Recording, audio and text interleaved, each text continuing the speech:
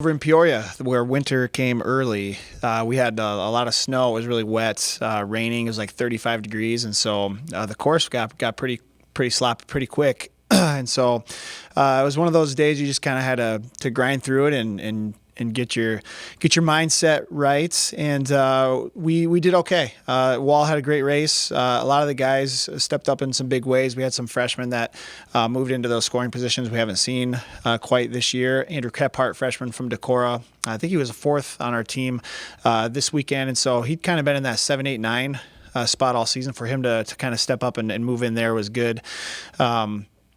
We had closed the gap significantly on the men's side as far as where we were at with other conference schools at this race. Drake was just a few points ahead of us. The previous meets, they had taken us down pretty handily, and so it was good to see us kind of make some moves on closing that gap there, along with some of the other conference schools. And so in a good spot there.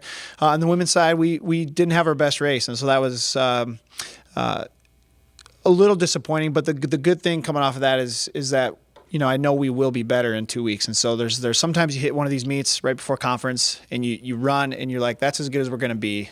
I hope that sticks here for conference in 2 weeks. And so this is the case. We didn't run badly.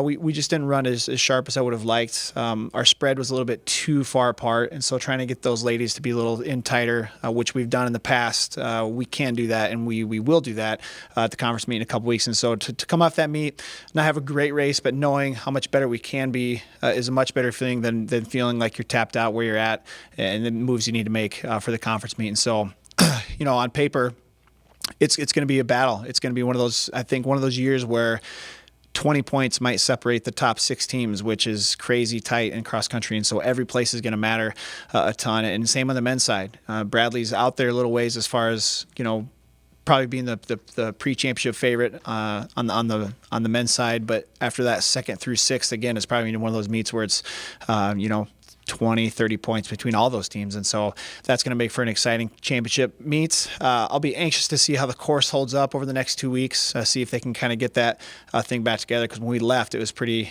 sloppy. So depending on what weather they get might determine kind of the course conditions. But now that we've seen it on a muddy, wet day, we'll be ready for anything, and just excited because the kids are really motivated to get better these next 2 weeks, and there's a lot of time to get better and build on where we're at.